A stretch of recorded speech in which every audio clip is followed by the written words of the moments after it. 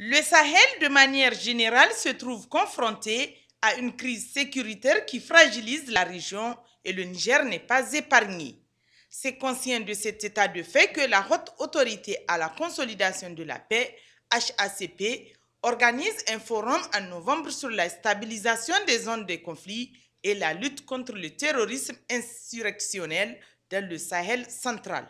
Un projet auquel le Programme des Nations Unies pour le développement PNUD accorde du crédit. L'approche de la stabilisation est un mécanisme qui prône l'appropriation de l'État dans la mise en œuvre de ses différentes composantes qui prennent en compte la sécurité des populations et la fourniture des services de base et des moyens d'existence. Il y a de cela 9 mois, le PNUD, avec le concours de ses partenaires financiers, a démarré la mise en œuvre du projet pour la stabilisation de la région du bassin de lac Tchad.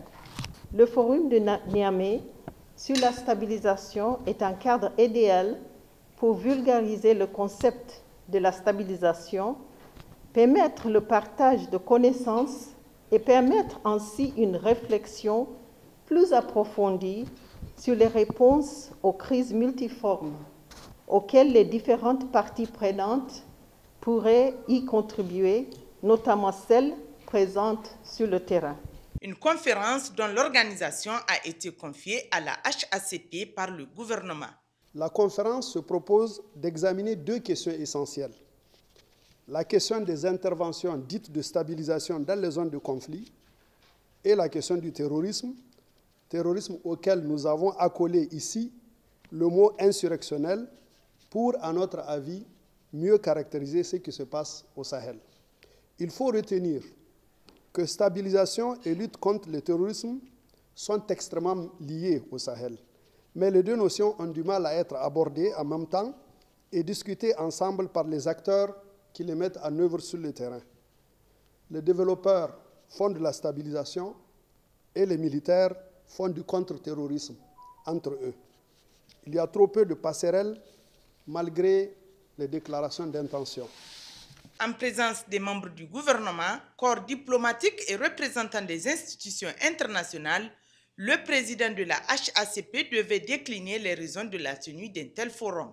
La conférence que nous envisageons d'organiser sera l'occasion d'un grand débat sur ces questions qui intéressent les gouvernements du Sahel, les pays amis de l'Alliance du Sahel, les acteurs humanitaires, les agences des Nations Unies, les acteurs de développement.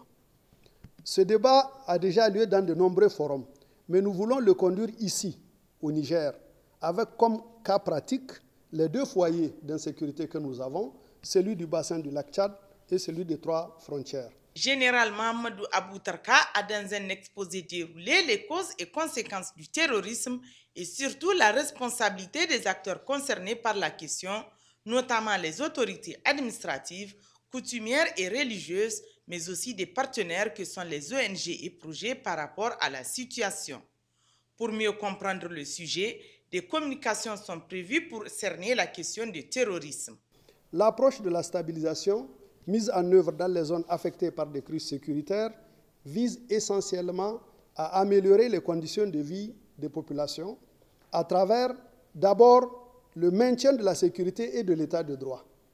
L'approche de stabilisation reconnaît que rien ne peut se faire si l'état de droit n'est pas assuré à travers un soutien par les projets aux services de sécurité. La seconde journée de la conférence sera dominée par la question de la lutte antiterroriste.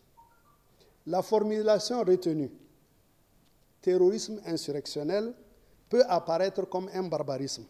Pourtant, il dit bien ce qui se passe dans le Sahel central. Ainsi, ce cadre d'échange, a ajouté le président de la HACP, permet à son institution de présenter aux décideurs le travail qui se fait et surtout l'accompagnement autour. Occasion pour lui de remercier le PNUD, seul partenaire à cette date à appuyer cette initiative. En collaboration avec l'Agence nationale de l'économie des conférences, l'ANEC, la HACP entend réussir cet événement capital pour tous les pays du Sahel où le terrorisme impose sa loi au peuple.